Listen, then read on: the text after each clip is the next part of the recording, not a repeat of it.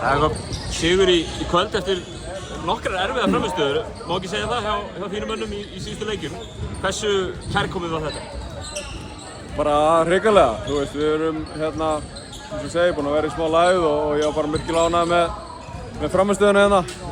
Mér fannst strákarnir koma og spila af hörku og ekki bakka og vera með sjálfstraust og spiluðu vel saman. Sýndi sig í mörgum stóðsendingum, þannig að bara mjög ánægður með liðið.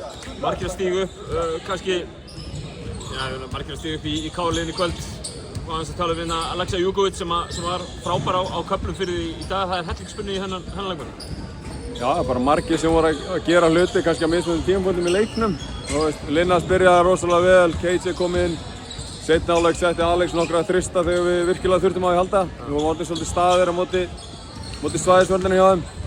Þannig að hann gaf okkur það sem er virkilega flott og svo kom Þórir og steig upp í lokin með stóra körfu. Þannig að bara margir sem hjálpuðust við að landa þessu sigri.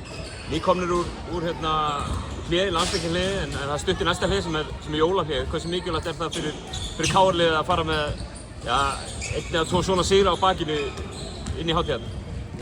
Það er bara alltaf mikilvægt að hvort sem að sé að fara inn í frí eða ekki, skilur við, að ná í sigra. Þessi deildi er það jöfn að það skiptir allt miklu máli.